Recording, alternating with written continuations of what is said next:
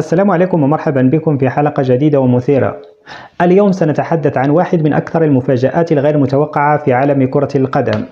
البولندي تشيزني يلعب في برشلونة. نعم، صحيح تماما، ولكن هذا ليس كل شيء. هناك أيضا بعض التفاصيل المثيرة عن صفقة محتملة من ريال مدريد لسرقة نجم من غريمهم الأزلي برشلونة. وأيضا، هل تعلم أن لاعبا مغربيا رفض الانضمام إلى برشلونة مرتين؟ كل هذا وأكثر سنتحدث عنه في هذا الفيديو، فلا تذهبوا بعيدا. ولكن قبل أن نبدأ، لا تنسوا الاشتراك في القناة وتفعيل زر الجرس، ولا تنسوا أيضا وضع إعجاب للفيديو. البداية مع تصريح مثير من البولندي تشيزني حارس مرمى برشلونة، الذي قال إنه كان سيضحك كثيرا لو أخبره أحدهم قبل شهر فقط أنه سيلعب في برشلونة.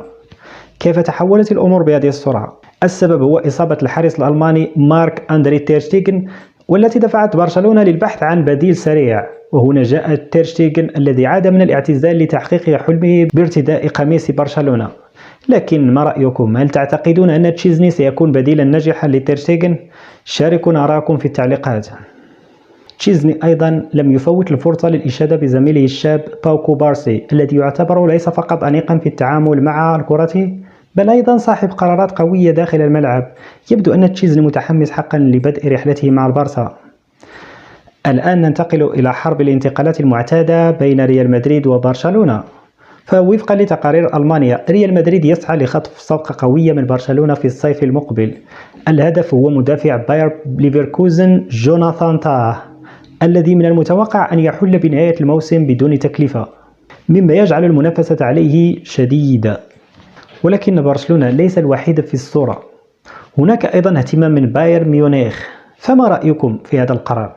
هل سينجح ريال مدريد في الفوز بهذه الصفقة أم سيكون برشلونة أسرع؟ والقصة الأكثر إثارة تأتي من اللاعب المغربي عمر الهلالي، الذي فجر مفاجأة برفضه الانتقال إلى برشلونة مرتين. الهلالي الذي يلعب حاليا لإسبانيول أكد أن قلبه بالكامل مع ناديه الحالي، وأنه لم يفكر في الانضمام لبرشلونة على الإطلاق. موقف شجاع من اللاعب الشاب، لكن السؤال الذي يطرح نفسه: هل تعتقدون أن قراره صائب؟ وفي أخبار أخرى تتعلق ببرشلونة، الجميع ينتظر بفارغ الصبر عودة المدافع الأوروغواياني أراوخو من الإصابة التي أبعدته منذ يوليو الماضي. أراوخو يعد من الركائز الأساسية في دفاع برشلونة، ومن المتوقع أن يضيف الكثير من القوة للفريق عند عودته. ما هي توقعاتكم لبرشلونة بعد عودته؟ هل يمكن أن يعود الفريق بقوة أكبر؟ وأخيرا، كشفت صحيفة موندو ديبورتيفو عن الشرط الجزائي في عقد باو فيكتور مع برشلونة، والذي يبلغ 100 مليون يورو.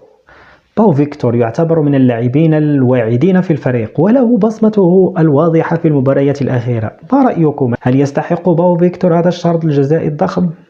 وإلى هنا نأتي لنهاية حلقتنا. كانت هناك العديد من الأخبار المشوقة من انضمام تشيزني المفازي لبرشلونة إلى الصفقات المنتظرة بين ريال مدريد وبرشلونة.